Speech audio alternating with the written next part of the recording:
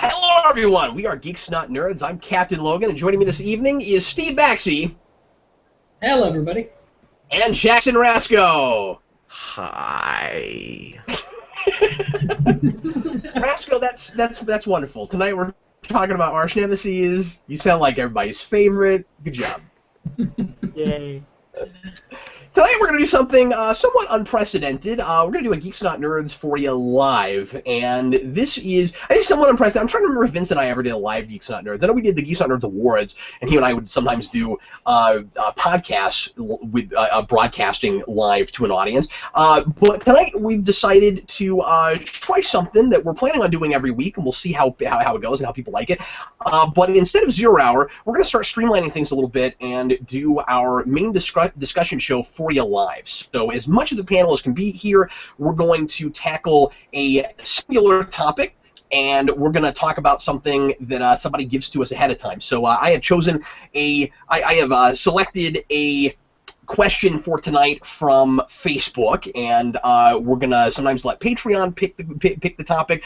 Sometimes we'll put a call out on social media, and every week it'll be a topic chosen by our viewers. And as far as news and stuff goes, we're going to go back to primarily doing logs on just stuff that we really feel like talking about. However, at the end of the show, we're going to have a somewhat lengthier open forum, so you guys will have the chance to ask us about anything you want to, and we can talk about some news things here and there at that point. Are you guys ready to jump right into it?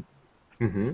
Here comes our topic for discussion this evening. Tyler Thompson on Facebook says, please talk about arch enemies. I said nemesis because I like the word nemesis. That's one of my favorite plurals. Nemesis becomes a plural. Nemeses. What role do they play in comics? Why are they important? Or when don't we need them? And who are some of your favorites? So we're going to go ahead and tackle that topic. And throughout the show, we will also let you guys help us out with the conversation. And when you have an interesting or insightful thing to say, feel free to put those in the comments, and we'll be looking at that periodically and let you guys be part of the discussion. The closest we will come on this show to having a kind of call-in format. So let's go ahead and throw it right away to Rasco, and we'll let Rasco start us off. And just look on his face. Oh no, I'm on the spot. Rasco, why don't you start us off any place? Arch enemies. Why are they important? Why do we need them? So I think that there's something special about when you have a hero and a villain that just perfectly mirror each other, but not in necessarily a polar opposites way. I think there's a difference between two sides of the same coin and complete opposites, and typically I think that an arch enemy is more interesting when they are the flip side of the same coin. And so what I mean by that is Xavier and Magneto, they have parts of their ideologies that are polar opposite, and that you can talk about that when it comes to their opinions and their ideas about how humans and mutants should interact in a society. But there's a part to them that is similar. They have an essence of their ideology that is somewhat the same, but not entirely. So that's why it's so interesting and really compelling at the end of First Class when Magneto says we want the same thing and Xavier says no, we don't. And it's not that they are polar opposites. It's that in some ways they are similar, in some ways they're not. They're two sides of the same coin rather than just complete opposites. And you also have that with characters like Batman and the Joker, because while you can say one is order, one is chaos, and those are very different things, there is a part to the Joker and Batman that is similar, and that they are they're both people that kind of have these personas that are different from who they are necessarily, but that's who they really are. So Batman is really Batman, Joker is really Joker. They both had one bad day that kind of turned them into who they are, and so there's an aspect of them that's similar, but at the same time they have certain aspects of their ideologies that are complete polar opposites. And so I think that typically when we have an arch enemy, it allows you to bring out something specific about a hero character that can only be brought out when this arch enemy is present in a story. Yeah, we often say, especially with comics and superhero stuff, that that villains define heroes, or that heroes and villains define each other, because you need that opposite in order to you need the opposite of a thing in order to totally understand a thing. What do you think, Steve? I'm going to make an answer that I think sounds very much like a Captain Logan answer. I think it all goes back to this idea in writing, which the very basic idea of writing, of everything that you put on the page, everything you put as part of your story has to reveal something about your characters. And so the arch nemesis has to be something that exists in order to help refine who our hero is. So like Rasco said, like if there are two sides of the same coin, if there are parts of their ideologies that mix, it's what helps create a better definition of why this person's a hero in the first place. I think with arch nemesis, the big difference between someone like Batman and the Joker versus like Batman and Two-Face or Batman and Ra's al Ghul or Batman and Man-Bat is that there's a relationship there, and I don't just mean like relationship as in they interact, but as in like there is almost a classic literature romantic element to this, that these two characters have expectations of each other, and they get upset at each other, and they have patterns and motifs. And there's a scene in Skyfall when Silva first shows up, and he starts, and when he first moves in on Bond, there's a little bit of like he's like moving him around, and like there's almost like a weird sexual undertone to that scene. And I think it's very indicative of what an arch nemesis is supposed to be, because there's this aspect of particularly characters like that, and particularly superheroes that are based on like that classic Byronic hero of characters that don't like to speak outwardly, and so their actions mean a lot more. And so because Batman doesn't stop there to like philosophize about whatever he feels, he has someone like the Joker there that runs with his feelings and matches his feelings in a different way and reveals more about who Batman is. I think an arch nemesis is mostly there as a tool to help, in ways, make our heroes both more human and more symbolic. Like Batman would be far too abstract without someone like the Joker there, and Joker partly is there to make certain aspects of Batman a bit more abstract. That Batman can become both a bat god and just a guy in a costume because of how the Joker communicates with him. And so I think an arch nemesis is important and only really required when you've got a character that is incapable of expressing their feelings directly to us. Like, if you don't have like a foil that's there to constantly chat with them, I think an arch nemesis is more important than, say, when you have someone like Superman who's got a massive set of side characters like Jimmy Olsen and Lois Lane and such that he can talk to all the time. I don't think that Lex Luthor and Superman are as necessary as Batman and the Joker.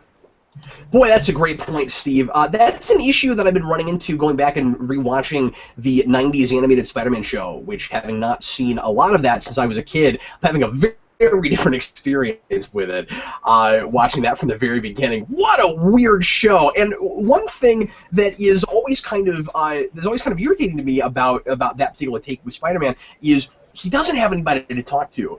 And, of course, Spider-Man doesn't usually have the sidekick character or the confidant, which is, by the way, this is neither here nor there, one of the reasons that I always liked the marriage, because Mary Jane gives him that confidant, so now he's got somebody to actually talk to about stuff. But in that show, and I would not have thought to correlate these things, Steve, but in that show, he's got this constant inner monologue where he's just kind of stating the obvious so that we have, so that, I mean, you know, it's kind of making things really obvious to tell us what's going on that we can already kind of tell with our eyes, but also just to like fill time and make it feel like we're not distanced from our character. But in that show, I don't know that he really has an arch nemesis except for maybe the Kingpin. And it's kind of interesting that he doesn't that like maybe that was part of the problem with that take for me, is that he doesn't have that person to talk to. But I think part of what that brings up also. Sorry, I think part of what that brings up also is that does Spider-Man have an arch nemesis because there's a relationship between Spider-Man and Kingpin, or does he have an arch nemesis just because Kingpin shows up the most often? Yeah, I mean, I think it's because he's the guy that's in control, and there are, like, kind of superficially a couple of ideas at large maybe at play there, Steve, where to have as much control of his own life as he can, and then here's the guy who's got these machinations where he is moving all the pieces around, and he's actually more in control of Spider-Man's life than he is. But he doesn't really realize it, and that grand game is even going on until like midway through the series. And so, and I kind of like the idea of a hero with an arch nemesis that they don't even know about for a while, and until they finally discover it. Yeah, that's kind of interesting. I liked this comment from Red Letter Antilles. He says, I would say arch enemies are supposed to be someone who transcend this take. I think he means like a particular take. Joker is Batman's arch enemy in every take for the most part, and I think he's saying, I think the point of what he's saying maybe is regardless of what the take is, what kind of version of Batman you're doing, the Joker is always his opposite, and it transcends that. Do we have? I guess we have characters where different versions of them have a different arch nemesis depending on what take you're talking about, right? Like going back to Spider-Man again. I think a lot of people. I wish Dan was here for this. I feel like if you asked people who is Spider-Man's arch nemesis, they'd give you. There's like 5 or 6 answers that would come up. Yeah. Like different people would say different things. Yeah. Some people would say Dr. Octopus. Some people would say Venom, especially if they were '90s kids. Yeah, some people would, and I think definitively, Dan would say it's Green Goblin, and like I think Dan would say definitively it's Green Goblin. But if there is like a definitive one, so like, can we come up with some kind of a correlation, some kind of a reason that somebody like Spider-Man, there's all these different answers, and with Batman there's just one, and is some of it simply the popular, like has Joker transcended that because of like this elemental thing at the core of those characters that pits them together and makes them two sides of the same coin, when we're talking about the psychology, the madness, all of that, or is it because he's just been so popular for so long that we always have to have some version of it, or is it both? Go ahead, Rasco. I think that the difference between Spider-Man and a lot of other characters like Batman is that Spider-Man is a character that we watch grow up, like literally in age, in a way that you don't typically. Age is more prevalent in Spider-Man stories than I would say in a lot of other heroes, where Spider-Man, depending on the time in his life, he might have a different villain for just the context of like what period of his life he's living in. So like Green Goblin in early Spider-Man stuff, but then as Spider-Man, as he gets older, someone like Venom or Dr. Octopus, depending on the point in his life, could become more of that arch enemy role for him. I think it's a matter of like as someone ages, and with Batman, it's a little bit of a different thing because he's kind of like a person who has really found himself whereas like Spider-Man, you're watching someone grow up a little bit more. And I'm not saying that Batman never changed, like Batman is a character that he typically his stories are about not changing, but I'm not saying he has never changed. I'm just saying that with someone like Spider-Man, you're literally watching someone get older. So at different points in your life, what you're going through might affect who the most prominent villain in your life is. Well, it's funny because we're coming back now to a lot of things that we've discussed over and over again. Like Rascal, what you're describing, it comes from, I think, inherently the difference in the kinds of stories that we were telling with those characters in the first place. Spider-Man was a character that was intended to change over time and be a soap opera where a character is learning and growing, and it's about his life over time. And then Batman is supposed to be this kind of rigid, stagnant thing initially, and so it's interesting how that affects who the enemies would be and who the arch enemies would be. Yeah. Yeah, I mean, I think another good example of that is also if you look at Buffy versus Angel, where Buffy doesn't have an arch nemesis. Some people would say it was the Master, but not really. It just depends on what season you're watching, how old she gets. And then Angel has very definitively Wolfram and Hart. And both of those shows deal with that idea of what does being a superhero really entail, how much of the people you fight become part of who you are. And I think Joss Whedon even talks a little bit about how the whole idea of having Wolfram and Hart over someone like over like having Buffy fight the same force constantly is that there gets to a point where you know who you are.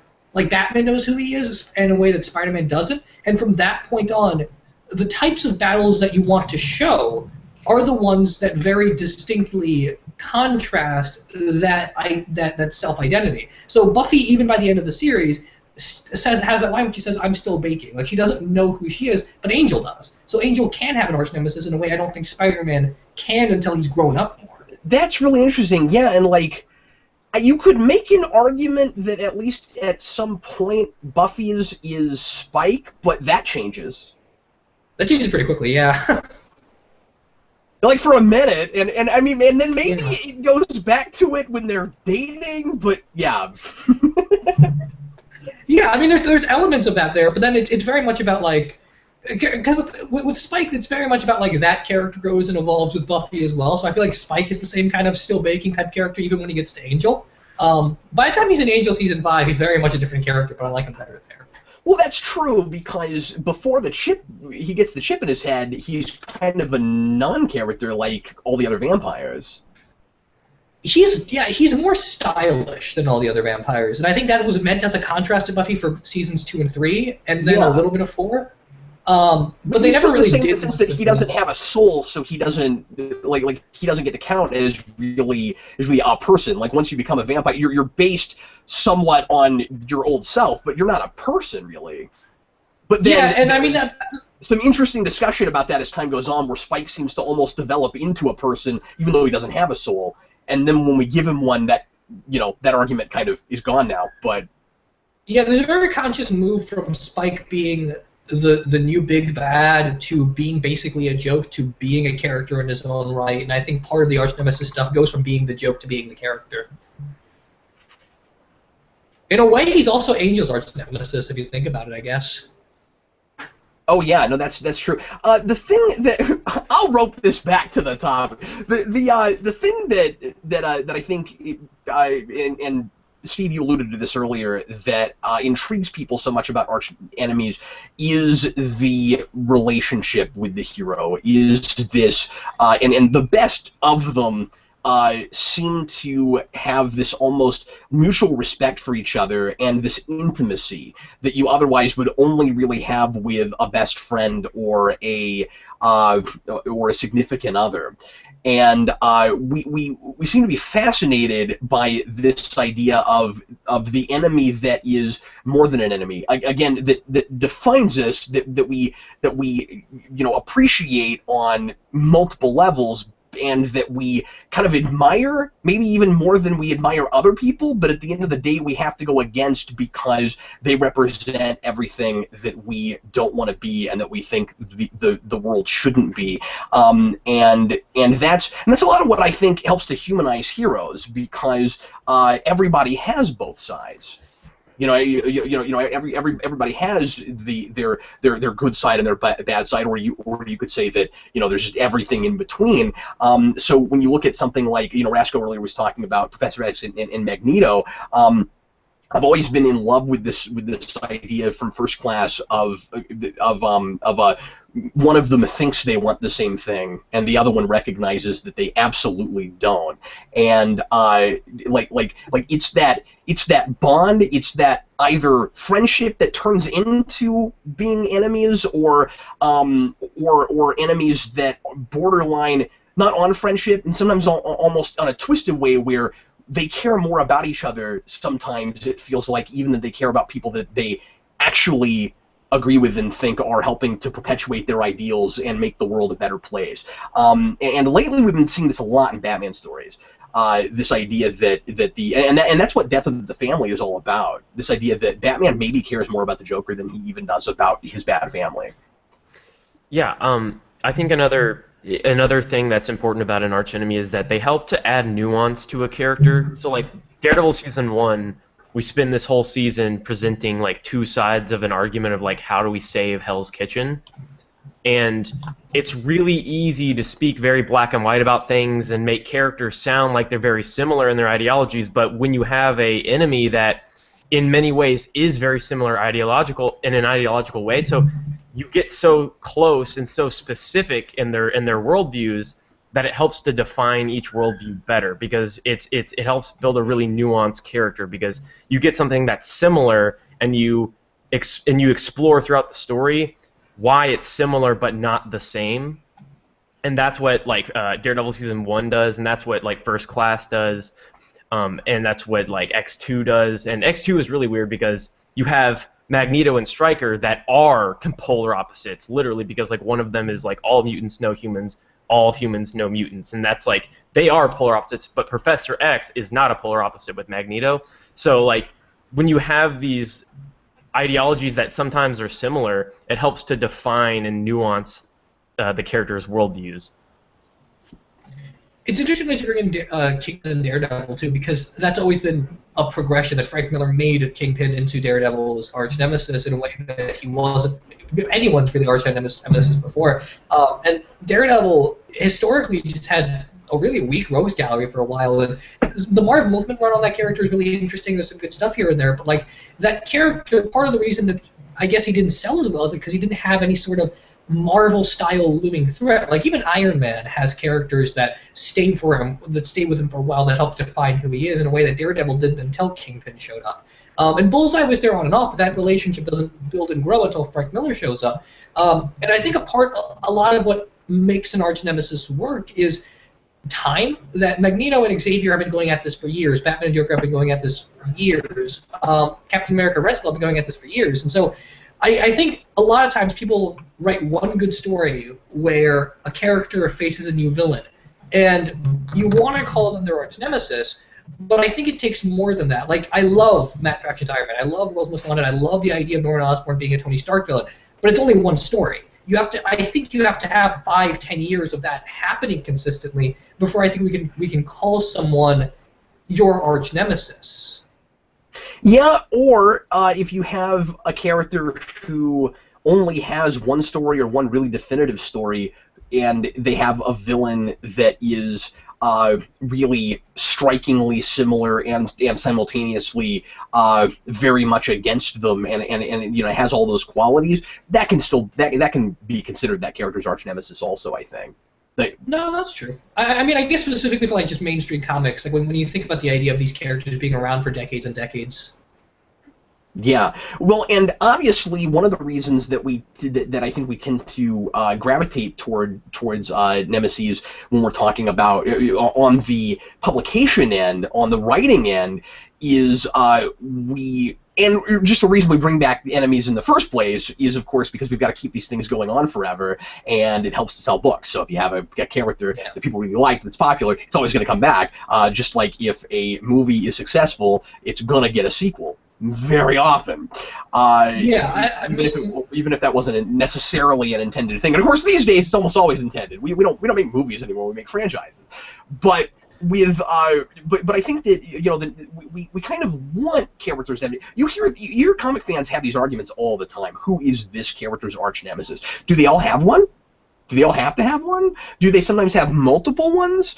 Here's a question from Soundwave. Does it work if a hero has multiple arch enemies instead of always just one? Do you think heroes that have multiple arch enemies flesh out more of their character personality traits?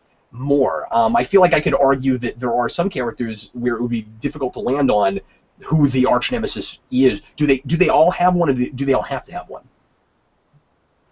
It's strange because I feel like they all have to have one. With good villains, it's almost all like if a really strong villain, you can almost always make an argument for why, in your opinion, that person is an arch nemesis of someone else. I don't know if that necessarily, because like you can do that with a lot of Spider-Man villains, but I think that there are specific times in his life where you can point to someone and be like, that's his arch nemesis. But I don't know. It kind of depends, but it's kind of, you have to be a little bit more nuanced than just like, oh, this is a great villain, so they are an arch nemesis of this character. There's a different thing going on depending on each individual relationship with a hero and a villain. Yeah, I think part of it also goes to more of a meta side, where like in the context of the story, you can make an argument for why Batman might see someone like a Deadshot as an arch nemesis, but I think what you can label as an arch nemesis partly has to come from, did the readers grasp to it? Like, you can sit there and philosophize all day about like how Batman won't kill the Joker. Well, you can rationalize that all you want, but at the end of the day, he's not going to kill the Joker because DC won't let him, because they need him to constantly come back. And that's partly because readers like Batman and Joker relationship stories. Readers like Daredevil Bullseye stories. They like Batman taking on Joker before they like him taking on Ra's al Ghul. And so I think a lot of the Arch Nemesis stuff, even more than the time, even more than reflecting the character, has to come with, do people latch onto them? Like, Star Trek is a thing that a lot of people only know a little bit about, but if they're going to pick an Arch Nemesis out of that entire franchise, it will always be Kirk and Khan. There will always be that one thing that stands out for that franchise more than anything else, and I think rightfully so, because so much of that movie plays on why these two characters are mirrors for each other or have an interesting relationship with each other, and it doesn't matter that they only appeared on screen together 2 times, or 3 if you count Darkness.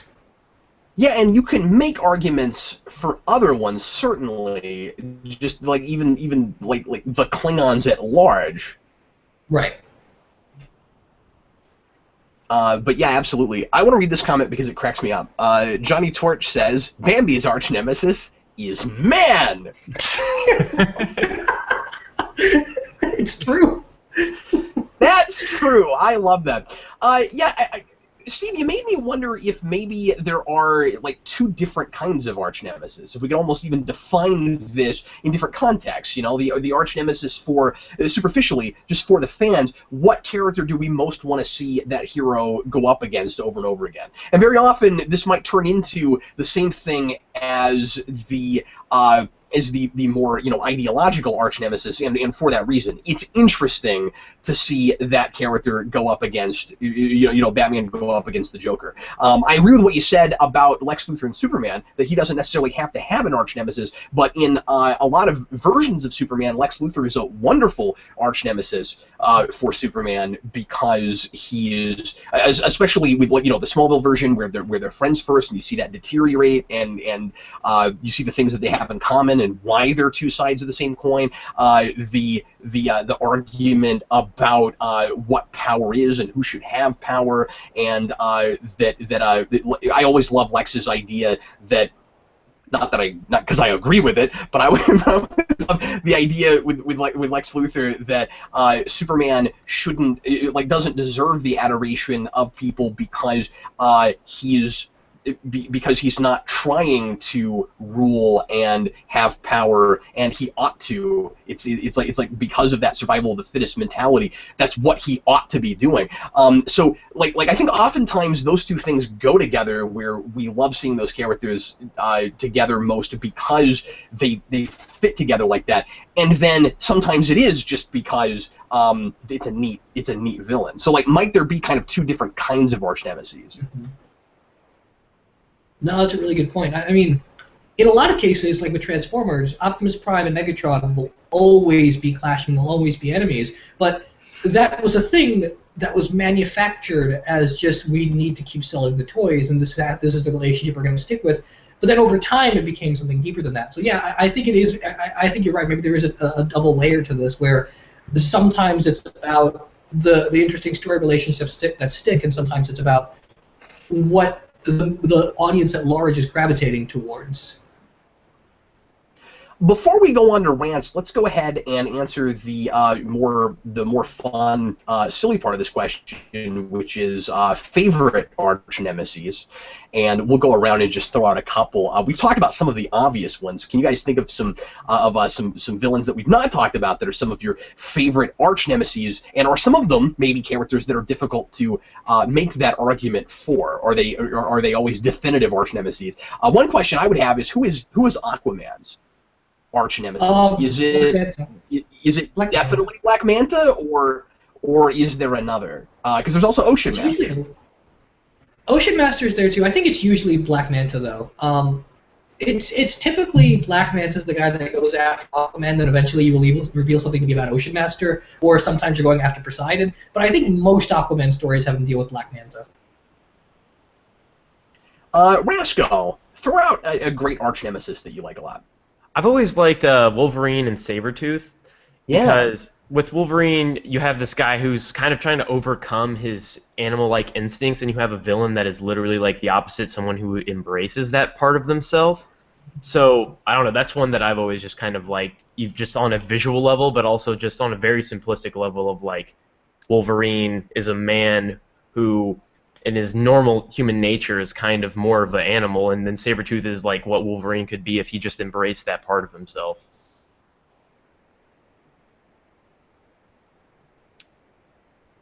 Steve, why don't you give us another arch nemesis that you like a lot?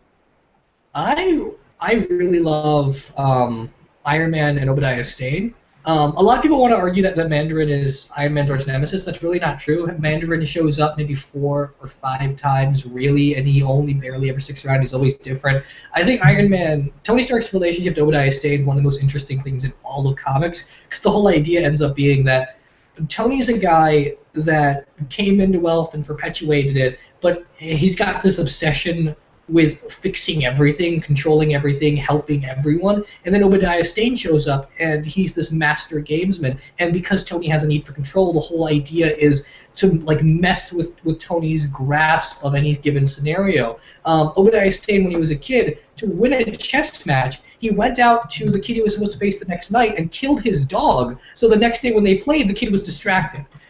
That's basically what Obadiah Stane does all the way through. He does this whole thing where Tony slowly falls in love with the girl, and when he's about to have a sip of alcohol again, he makes the girl say that Tony is a worthless human being, and that's what turns Tony into an alcoholic again.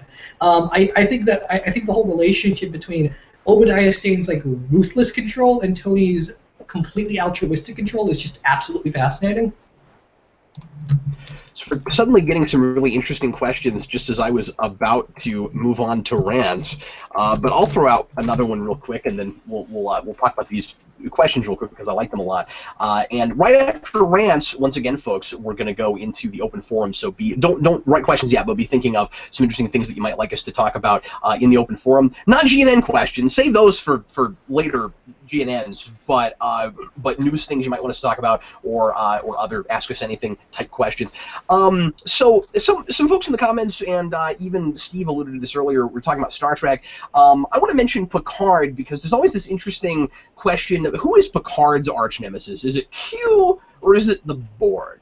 And I like the idea of the Borg a lot. I think part of the problem with Q is just that he can be kind of inconsistently written, and I don't always know what we're getting at with that character. But I don't know, I feel like Q is almost a better arch nemesis for like Starfleet and humanity on the whole. He's challenging us, saying we're not ready to go out in space and be part of the the universe. That we're not we don't have an open enough mind and in understanding of the universe. But he and Picard together are fascinating, certainly. But I like Picard and the Borg because the Borg challenged Picard's control, and he's this guy that knows exactly what he's about, and he's always super disciplined and a really good leader. And Picard is the person for whom it's most terrifying to imagine being assimilated by the Borg, and I always liked that. He's going up against them again by First Contact doesn't totally work because I think he's kind of out of character in that movie, but I wish he'd gone up against them maybe once or twice more. Like once I don't know, it just occurs we have Iborg where he kind of is faced with them again, and faced with one who is developing individuality and having to and being challenged by that and having to push up against this idea that that they actually really are people, and if you took one out of the collective and gave him a chance, he would turn into a person again. And Picard has a difficult time accepting that because of what they did to him. And anyway, I mean, I won't go any more into that, but I like I like the question of which of those is Picard's arch nemesis. Matt from Who Reviews the Reviewers asks, do you guys ever feel that the arch nemesis can be so popular that he or she causes other still interesting villains to get shafted? Yeah, absolutely. Yes. Yeah. Yes. Joker dominates Batman's history, and I don't like that. He's got so many more interesting villains. I don't understand why we always have to fixate on Batman-Joker relationship stories. Yeah, I think that happened with Spider-Man 3 because you can make an argument for Venom being one of Spider-Man's arch enemies, and Spider-Man 3, that was a case of like, oh, everybody loves Venom, and really it makes sense for that to be Harry's film as the villain, but they had to squeeze in Venom, so like they kind of like shoved Harry to the side in that movie. But with that particular example, Rasco. But with that particular example, it wasn't just Harry Osborn or even Sandman, perhaps, that got shafted because of Venom. Venom also got shafted because of Venom. Yeah. And then, like, he's not even at all a compelling villain in that Spider-Man universe, the Spider-Man film universe. Like, he's such a... Yeah, and he is shafted himself because they just did nothing to make that an interesting relationship at all, really. Yeah, I also think we used Red Skull. I also think we use Red Skull to shaft Aaron Zemo too much. I love Red Skull; he's a great villain and all. But like even in good Captain America stuff, I like with Nick Spencer's run and stuff. There's a tendency to make Red Skull feel like he's the greatest possible genius on Earth, and then you have cases where like Zemo is used as someone else's patsy, and I don't like that. I think Zemo is just as interesting, if not more so, than Red Skull. Another one I want to throw out real quick is I feel like Two-Face gets shafted a lot. Oh yeah. You know, Two-Face is. And I mean, like I like what you said earlier, Steve, about like when you ran down a list of characters of villains that for Batman look like the opposite side of a coin, or challenging ideology, or just like the elemental scary monster version of him, minus the humanity, with Man-Bat and things like that. But with Two-Face, somebody in the comments said earlier, Two-Face is his own arch nemesis. I like that a lot. That's kind of true. And but he's a character because of duality, and he has a lot obviously in common with Batman. That Batman is always kind of borderline a multiple personality case, and then with Two-Face you see that literally being true. And when you got, I've talked about this before, but like Arkham City sold itself so hard on Two-Face. Two-Face would be a wonderful villain to be at the forefront of a Batman game, and he's at the beginning with Catwoman, and then doesn't really matter anymore. And and so because those have to be, and like I get it, it's a trilogy thing, it's all about the Batman and Joker relationship, but because Joker is so at the forefront of those, you end up shafting other great villains. So yes, that absolutely happens. Real quick, Red Letter Antilles had a question that he sent on Facebook, and I didn't realize it was actually him that sent this. But I promised him I would bring this up, so I'm going to do so now. He says, so Batman and Superman in particular have changed a lot since the Golden Age, especially with their arch nemeses. I just love that word. While Luthor and Joker showed up quickly, Superman had Ultra Humanite and Batman had Hugo Strange. Why has Hugo Strange been brought back so many times and gotten attention as Batman's arch nemesis, while Ultra Humanite, who is not only Superman's first recurring enemy, I didn't know that, but also the first supervillain ever, is not used often? Even when he is used, it's with JSA or other characters, not as a significant part of comic history. That's a wonderful question. What do you think, Steve?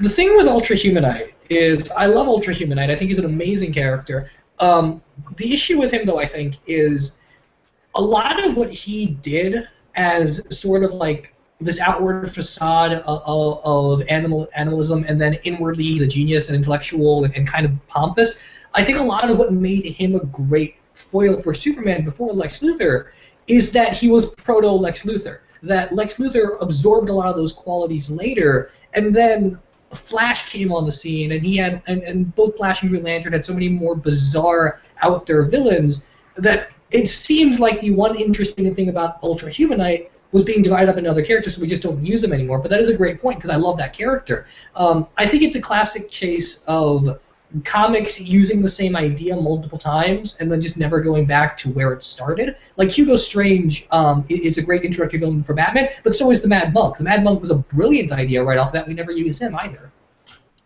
I also think the reason Hugo Strange keeps coming back recently, like I feel like, tell me if I'm wrong about this, Steve, but I feel like Hugo Strange is one of those characters that like kind of fell out for a while and then came back. Like maybe he popped in and out of the comics, but like that wasn't a character I heard about much growing up. He had an episode or two on Batman the Animated Series, but now we hear about him all the time. But when I was growing up in the early '90s, when Batman the Animated Series started, we were just then starting to, in other media outside of comics, make a big deal out of Batman's psychology and exploring it and deconstructing it. And obviously, Hugo Strange is great for that. And it's the same reason that I think people gravitate toward the idea of Harley Quinn being a therapist who then went mad, so we have all these like psychologically complex, or at least characters that are about psychological complexity, that end up being Batman villains now because it's all about the psychology. But 3-4 decades ago, it wasn't as much about that. Hugo Strange is a weird case too, because Hugo Strange is a character that, like the Joker, every time he showed up, he died. So the first story he shows up and he supposedly dies. Then he's got a second story later where he shows up and then he dies at the end. And then there's a story with Englehart later where he puts Batman into like this weird spa clinic thing, and then he dies. And then it just keeps happening to that character where he keeps showing up and dying. There's like 20 years chunks separating him. I think with Hugo Strange, you're right, because he seems like he's the perfect character for like this new era of Batman. But I think a lot of people, because when Englehart brought him back, he treated it like you were bringing back one of the most obscure things in all of history. Like he treated Hugo Strange like Morrison treats like Batman's aunt when she shows up to cook him Thanksgiving dinner. Like it was that kind of moment. And I think Hugo Strange has slowly stepped out like of that. Every time you see Big Wheel. Or like every time you see Big Wheel. Yeah, it's exactly that kind of thing. It's exactly that kind of thing, and I mean, Hugo Strange is a lot of what Hugo Strange does to Batman. I think also got absorbed with like Scarecrow, and the whole idea of Scarecrow being a character. Yeah, well, so like, there's a lot of interesting stuff with them, but it's a matter of like that character I think not being as aesthetically appealing in a comic book form as other characters are, so we just kind of ditch him. But I hear that he's going to be the main villain of Tom King's Batman, so that sounds amazing. Ooh, cool, yeah. I mean, what's interesting about Hugo Strange to me is that he's obviously a non-costumed character that's fascinated by, to the point of obsession, it would put on a mask and try.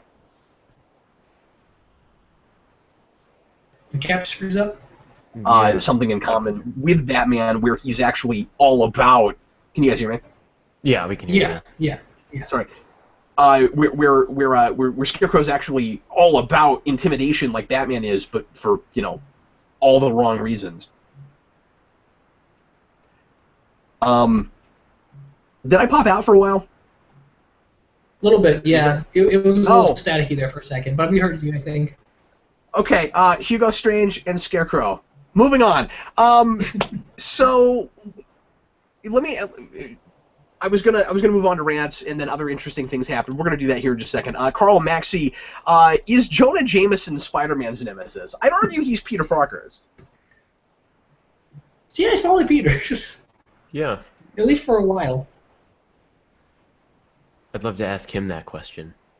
That sounds like let's just do a whole show on that. It sounds like a great GNN topic. Is J. Jonah Jameson? No. Rants. Let's go. No, I can totally see why you would make that argument also. Because Peter's and Spider-Man's at the same time, because he makes Spider-Man's life difficult. He makes it hard for if the public hates him, it's hard for him to do his job. We need to go ahead and move on. This was a great topic. Thanks a lot to Tyler Thompson for bringing that one up. And once again, you can help us out coming up with topics for Geeks Not Nerds Live by leaving comments in the comments after the show is over, and you can also send us things on Geekvolution. You can send us a personal message, or you can send us a personal message on Facebook as well. And now we're going to move on to rants, and I can't wait to find out if Rasco has something to complain about this evening. Rasco? Yes, I do. Okay. Oh boy, I can't wait. Go ahead. So sometimes, I'll just be browsing the internet and I see these articles, and they're these very clickbaity articles, and I don't know what the website is that does these articles, but they all look the same, and they do these articles that are titled this, and it'll be like 10 reasons why we are worried about insert movie title here, And it's so irritating because it doesn't matter whether or not we know anything about a movie or if the information that we do know is really exciting. There's an article about this for every single movie that has ever existed. And it's like, are you worried about every movie ever being bad? Like, I understand that people would be worried about a film being good. But literally, like, okay, here's an example. I see one, it's like, why we are worried about Shane Black's Predator reboot.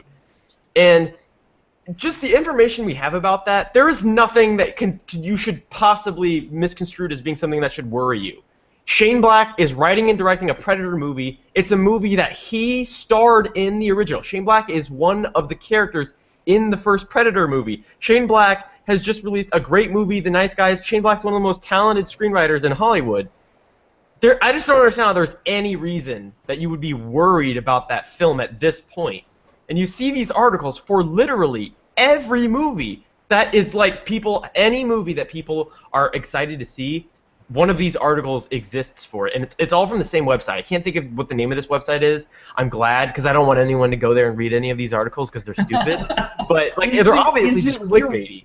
But is it we're worried about movies.com? No, I don't know. I don't know what it's called. It's That's something. what I would call it. Moviesalwayssuck.com. Yeah, but I hate these articles because they exist for every single movie, and it's just like you're worried about everything. You should take some anxiety medication. Spin that. I mean, I feel like you could spin it. I feel like you can have, the negative and positive side of speculation. I mean, we do a lot of speculation videos on this channel, and sometimes, we'll talk about here's all the cool things I think maybe could happen or that I'd love to see, and then here's where it could go south. And you could totally couldn't you write articles where you just have a list like here's the mistakes I could see it making. Hopefully it doesn't. But I can kind of see that happening, and then when the movie comes out, you do a follow up and go, okay, nailed this. Happily did not nail this. I mean, you can do that thoughtfully. Yeah, there's a way to make it work, but it's irritating when they with the Predator reboot thing, they're like, Arnold's old. And it's like, who said anything about Arnold coming back in that movie? That's not confirmed. It's not even been alluded to at this point. Like, they're just bringing up things as if they're facts. Like, they're just assuming things that are happening that are not. It's a fact that Arnold is old. That's a fact. Yeah, but it's like, why does that matter when we don't? Yeah. When he's not even necessarily in the movie, probably not going to be in the movie. It's like you're just assuming things at this point. Yeah, I mean, that's the thing that you can sort of hilariously contrive to make work in Terminator that I don't know that you can with Brett. Yeah. I know. We'll do it I honestly, I haven't seen Predator since I was a kid, so I don't remember what happens to his character. Does he make it? Mm-hmm. Because I was going to say we could do it Independence Day 2 when he's been in a coma for 30 years.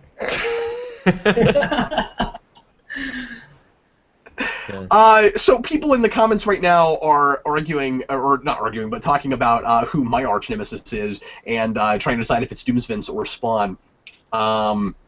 Yeah, I think both of those are equally valid things. Steve, what is your rant this week? That was a great rant, Rasco. Thanks very much. Thank you. Rant-sco. Steve, what's your rant this week, sir?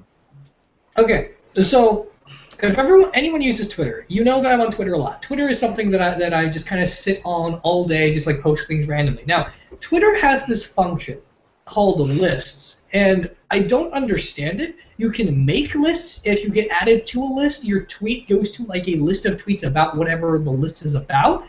Here's the issue, though. You can make a tweet that has some kind of catchword that some Twitter bot latches onto and starts adding you to a bunch of random lists with your tweets on it, and you have no control over that list. So you can't message the bot that added you because it's a bot. It's not going to do anything. And then you have no idea why your tweet is part of that. You could say something you could just mention Star Trek Beyond. If you mention Star Trek Beyond, you will get added to 5 or 6 different lists where people are tweeting about Star Trek Beyond, and it might have nothing to do with anything. You might have just wrote Star Trek and Beyond somewhere in the tweet, not even talking about the movie, but now you'll be in a list full of Star Trek Beyond tweets, and I don't understand that. And even more than that is people do these lists almost as kind of like a way to troll people. So if you don't like what someone's saying, you start adding them to lists of like bad, like groups that you probably would not want to be associated with. And you have no control over this. You can't look at what list you're a part of. You can't ask the people that add you to a list to get you off the list, and you can't view lists that other people are on. So what's the point of being constantly notified about being on a list? I don't understand them. Just get rid of the feature. I didn't even know about that. Because it's dumb. No one knows about it until they bother you. I really hate them. Yeah, it's just because I tweet all the time that I get them. Everyone hates lists. I remember growing up and my parents complaining about being on call lists and, like, pyramid schemes. Like, it sounds like that kind of thing. It's like, get me off your list! Or is it that thing where they're like, haha, this many people tweeted about this movie, that makes this movie good. It could be like That's that. probably what it is. Yeah. It's probably what it is. It's probably like someone just compiling you saying these certain initials or something and adding you to the list. I don't understand what the hell that's about. Yeah. Mind the Gap says, seriously, some people just need their social media accounts taken away from them. This is true. So my rant is a totally tiny minor thing. Thanks for that rant, Steve. Today my rant is about the suggested ages on boxes of toys made for children. Specifically Legos. Yeah. Because I remember growing up and often thinking that, and especially being a parent now, I think this all the time, that like the age on the bottom range is often really arbitrary in the first place. Like I bought all kinds of things for my kid when he was 2 or 3. Jason's 6 now. When Jason was 2 or 3, I bought all kinds of things where like the bottom age was like 6 or 7, and I'm like, can't think of any reason he can't play with this. There's no super tiny parts or whatever. And even if something has like a couple of kind of small parts, like I'm a responsible parent, I'm playing with it with him or paying attention to him. Like okay. And obviously, it's not like the age range is telling you, you're not allowed to buy this if your kid is not it's not the law or anything. So that's good. But sometimes I just feel like they're super arbitrary. But even worse than that, like that's okay. It's suggested, okay, but I don't understand why most of them, unless the idea is like it's a really little kid toy, so it's saying at some point your kid will outgrow this. But with something like Legos, why is there a minimum and a maximum age? I don't understand that. Why are there Lego boxes that say 6 to 14? I'm 15. I'm over Legos. Like I don't understand that. Like and why would that age change for any of them? I think that's kind of strange. Where I kind of get okay, this is a more intermediate set. You need to be probably around 9 or 10 before you're ready to start playing with it. But at 13.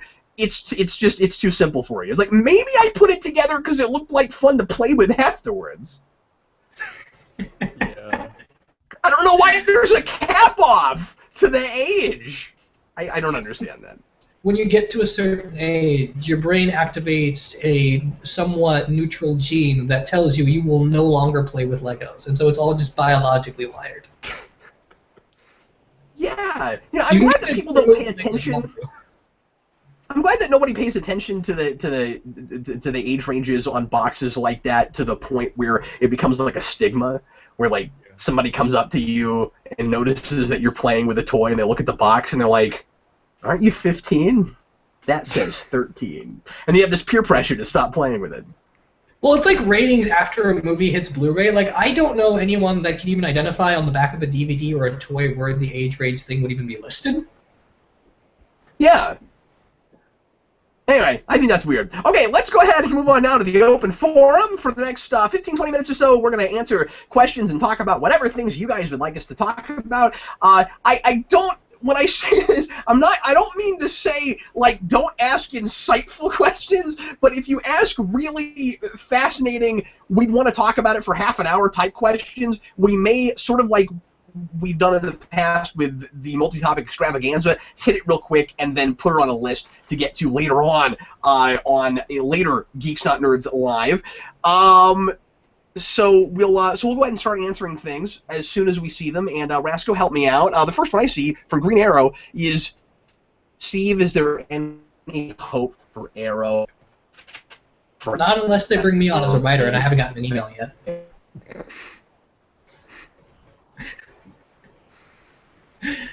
Oh.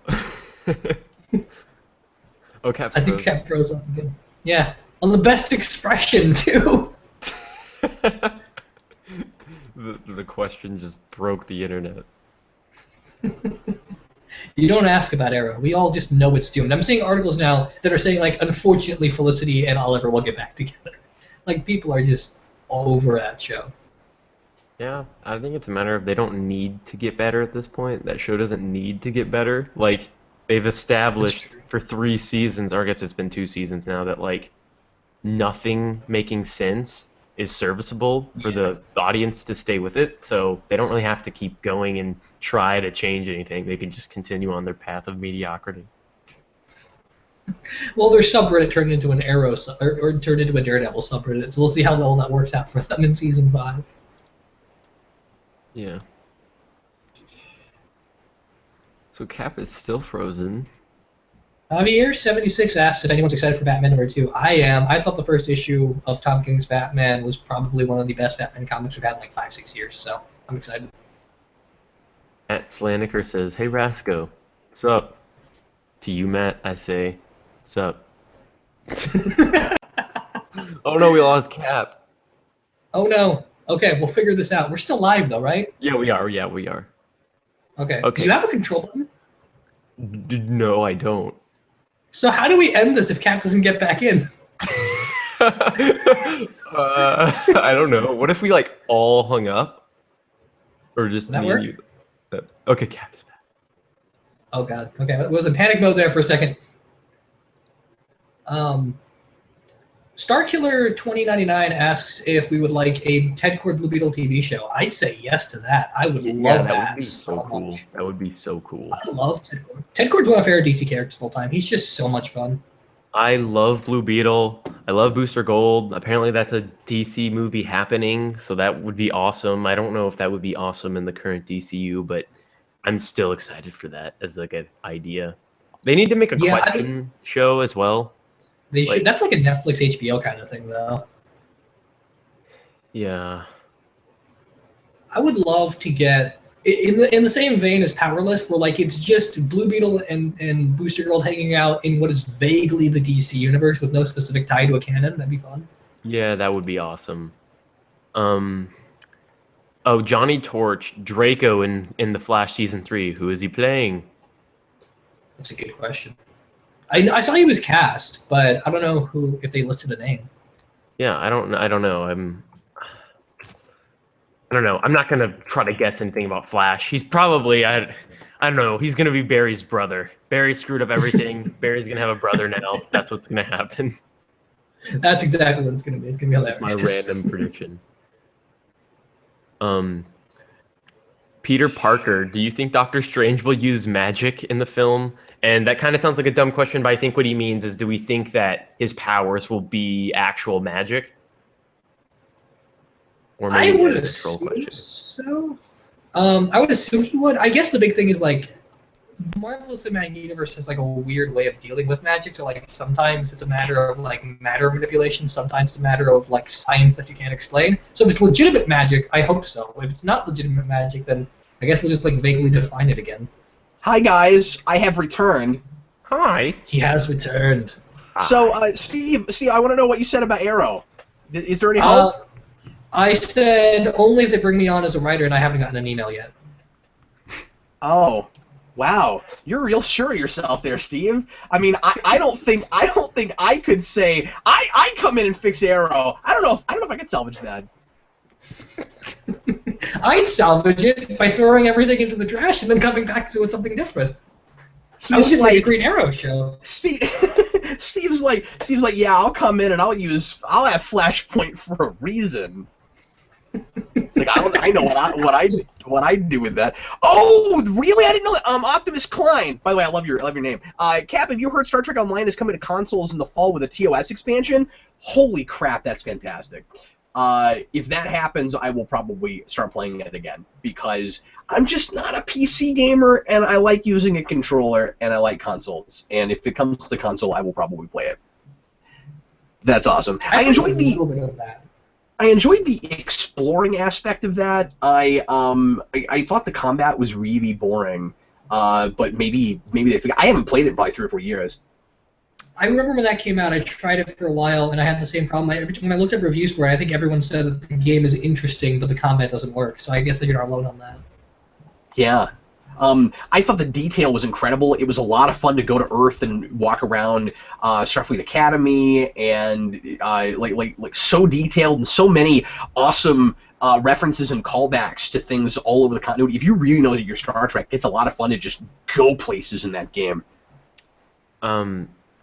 The question masked sci-fi fan. He said thoughts on Spider-Man: Homecoming having 3 villains, and if we talk about that, we should also talk about just the set photos that they released, because I have kind of a cool theory about that.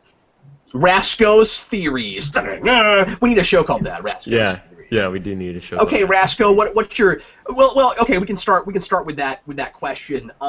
Obviously, no reason to immediately freak out, because I imagine what they're probably doing. I hope this is what it is what people have been clamoring for forever with Spider-Man, which is Spider-Man always fights like kind of little street level nothing villains, or villains that don't have to be fully fleshed out right away. Yeah. And so we'll probably see him doing like regular Spider-Man every day fighting people, street thugs and stuff, and then there's a big villain. So multiple villains don't scare me at all. I think that's fantastic potentially. Not that we haven't messed that up in the past, but I'd like to think that that's why we would do that. I just inherently trust it a little bit more. So I think that's kind of exciting, but we'll just have to wait and see, because there's so many characters, so many actors in that movie who we don't have character names for yet. So it'd be good to get some of that information out so we can understand how they would possibly factor into a story. Mm-hmm. And now it's time for another exciting edition of Rasco's Theories. Okay, so apparently some of the set photos they released, apparently they take place in Washington, D.C. or something like that. And so a lot of people are like, oh, that's kind of strange. We're seeing Spider-Man in a movie outside of New York. That's kind of crazy. And I think that what is possibly vaguely the plot of the film, I think Spider-Man might be on a field. I think Peter Parker might be on a field trip to like Washington in the movie, and like the whole movie doesn't take place in New York. I think that like it might start in New York, but I think the movie might take place like on a overnight like field trip to Washington D.C. or something like that. And like Peter is in the middle of like being on a school trip, but at the same time like he's dealing with some sort of like villain threat or something like that. That's my random theory.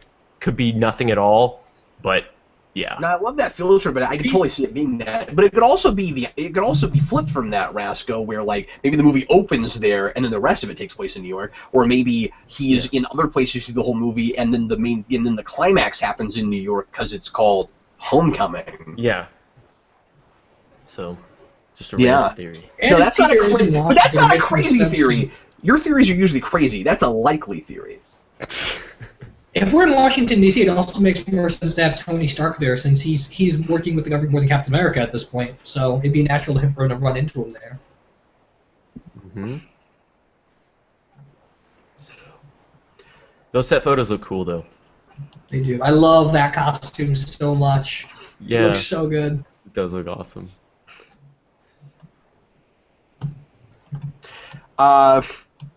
Let's see. Other questions we should be talking about. Matt Klein wants to know what a lot of Star Trek stuff. What I most want to see in the new Star Trek series. I don't know right now. If it's true that it's being set in a few years after, or a few decades after Star Trek 6, that's super exciting to me. So I don't know right off. More for me, it's kind of just like alums and stuff. All this talk about Tony Todd, I really want to see that happen. I really want Jeffrey Combs to get to be a regular. One thing I kind of hope they do with that show is if it's an anthology thing, I hope it does what a lot of these other season anthology shows do and takes a lot of the same cast and keeps recasting them as different characters in different time periods, season to season, because there's such a long history of that in Star Trek anyway, of actors playing 3, 4, 5, 7 different characters. I think it'd be really cool if they had kind of a main set of players that they keep, taken up in a different set of makeup every year and giving them different things to do. There are different things I'd like to see for different seasons. One of them, I was talking to Eric about this the other day. I think Peter David needs to get to come in and write part of a season of that show. And I think they need to adapt his series and make it a season, because people wanted that for the longest time. And it'd be so cool to finally cast somebody as Calhoun. I think that ought to happen, but there's other things. A lot of people talking about my hair. What else? Rasco, do you see anything interesting? Oh, we should probably talk about this. I'm sorry. Spider-Man Sidekick 1. Thoughts on Marvel and Fox talking. Well, I think communication is good. Yeah. It's part of a healthy Fantastic relationship. Four. What do you guys think? That seems to be the main thing I keep seeing people talking about this last week. The likelihood of something going together there. Marvel needed, or Fox needed Marvel to sign off on the X-Men TV shows. So I imagine these talks might be an extension of that. And hopefully it's Fantastic Four, because I don't see Marvel clamoring to get X-Men back before they're clamoring to get something like Galactus and Silver Surfer back. Because they've been negotiating about that before. They were willing to let them keep Daredevil if they got Galactus and Silver Surfer. So I feel like that's might be their priority with those negotiations, if it's true. And I've said this 100 times, I want that really badly. I think Rasco and I are in agreement that Galactus and Silver Surfer matter more to us than Fantastic Four at this point at Marvel. I just want. I don't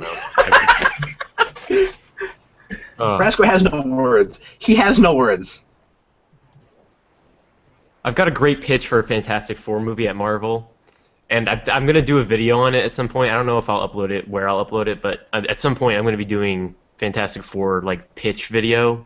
Because... See if you can get Eric to let you on his Let's Do It Again show. Oh yeah, that's probably the best place to do it. But yeah, I've got a great idea for a Fantastic Four movie.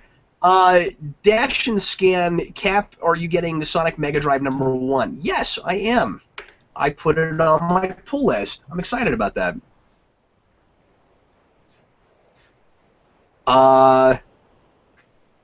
Magpie, loving DS Babylon 59. Thanks, man. We're having a lot of fun making that. I'm glad that I'm finally watching. It feels really long overdue. Finally watching Bab 5.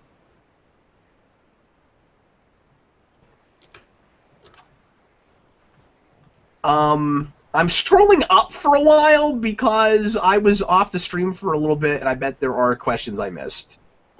I saw one question. People want to know if we think that Suicide Squad is going to underperform or if it will do fine. And I think that it's probably going to do fine if the movie... I think that if that movie gets good reviews, I think that movie will do fine. I don't think that movie is really going to perform terribly. I think it just matters on how good that individual movie is.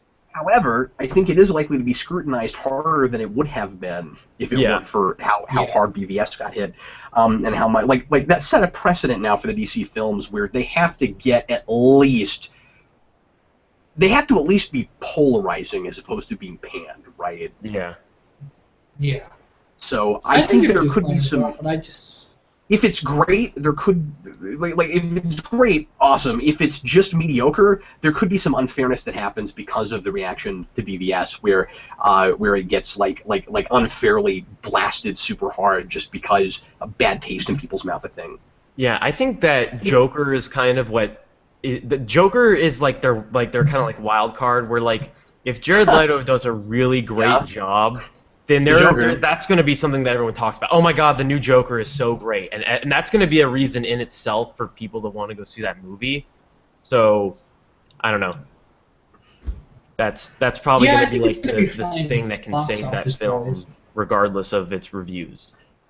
Yeah, I think it's going to be fine box office-wise because of the Joker, but Cap's right. When it comes to reviews, people are going to be People are looking at that movie pretty hard. I imagine it'll turn out okay. I really have a feeling that just because David Ayer is there and DC didn't muck with him too much, it'll probably be an okay movie. But it's going to be really awkward having that be the follow-up to BVS, no matter how good it is. But no matter what came after it, it was going to be potentially awkward. Yeah. Obviously, if that does well, then Wonder Woman is probably in better shape. Yeah. Yeah. And then by extension, Justice League. However, I say it's going to be scrutinized harder. I think it will be, but the anticipation for that seems positive. Yeah. I think people seem excited about Suicide Squad. I don't even know if there's a lot of trepidation. I mean, people people don't really know what they're in for, but people seem to be real game for it. Yeah, the marketing also, and I could be wrong because we haven't seen the movie, but I think the marketing is kind of misleading.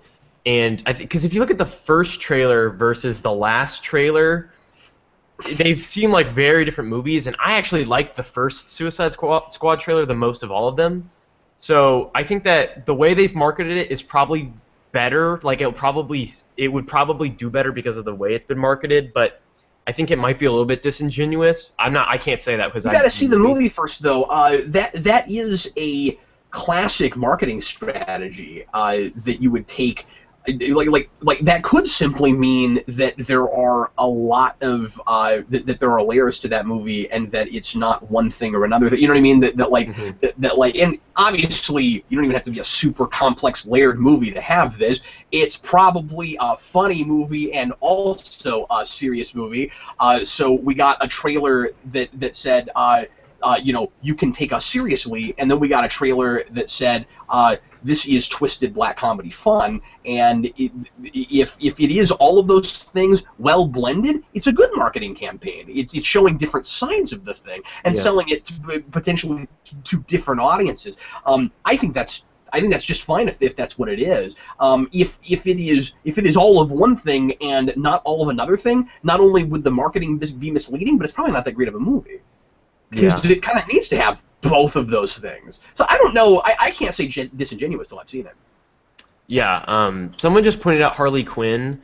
That's another thing that movie has going for it. There are a lot of people that don't know who that is, but they really just visually they see Harley Quinn. They're like, oh, this female companion for the Joker. That's a really interesting idea. People that don't even know who that character is, they just see Harley Quinn and they're kind of excited for that. I know people in my life that are just they see that and they're like, oh, Harley Quinn's awesome. They don't even know who that is, but they want to go see that movie because of her.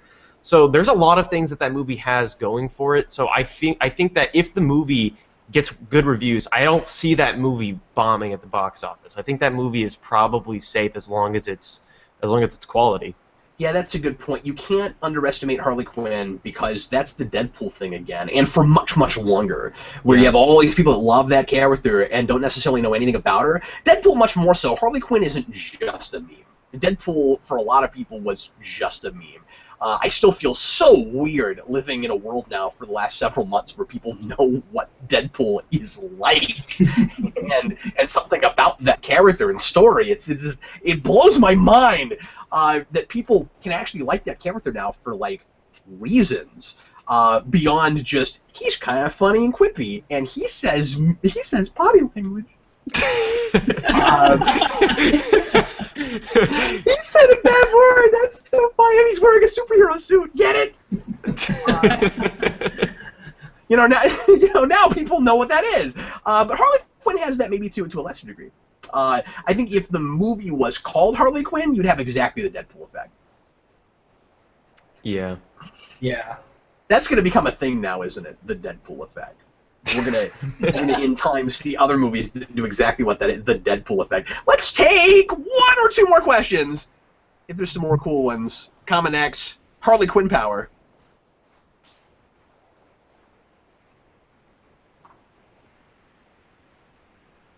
Now everybody's just talking about what we were just talking about. Yeah. Okay, well if there's no more questions, we'll go ahead and finish up here. Anybody see? This is probably something Steve could answer. Common X, what's your favorite John Byrne comic? Steve doesn't like John Byrne. Tough. I like John Byrne. It's just there's a lot of stuff by him that either works better as a run before it works as a story, or like things that just don't age well. Like I think maybe Man of Steel is the best thing he's ever done, but I also love his Fantastic Four. It's the only Fantastic Four I've ever read. His Hulk is okay, and I like his Alpha Flight. Probably Man of Steel. I think Man of Steel is probably the best thing he's done. Two different people in a row are asking us what we had for lunch. So we're going to end off on that question. Steve, what did you have for lunch? I had Subway. Rasco, what did you have for lunch? Well, I woke up really late, so I don't really think I had lunch. I did the same thing. I also woke up late and didn't have lunch. I had a cookie on my way out the door to go get comic books, and then my comic store either closed early or didn't open today, so I made a 20-minute trip for nothing. I will say this, I drink a lot of Yoo-Hoo now. For some random reason, I just randomly started liking Yoo-Hoo, so... Yep. That's good. You're that's bone awesome. Thank you. Folks, thanks a lot for watching Geeks Not Nerds live. Hope you enjoyed it. We are looking forward to feedback about this as a live show. We're going to start doing this weekly. Tomorrow night, we're not going to have Comic Book Late Night because it is the 4th of July, and I'm going to be busy, and so is Lo. The night after, we will have Comic Book Late Night. So Tuesday night this week, midnight, we'll be doing Comic Book Late Night and talking about books from last week. We'll see you again next Sunday. Lots of cool videos coming out this week. I've been busy the last couple of days. I haven't been able to work on stuff much, so please forgive the late rewind, but I will be working on that this week feverishly and getting that up as soon as humanly possible. And in the meantime, thanks again for watching. I am Captain Logan, and this was Steve Baxey. Good night, everybody. And Jackson Rasco. Bye. I'm Captain Logan, reminding you to support your local comic book store and saying good night. Good night.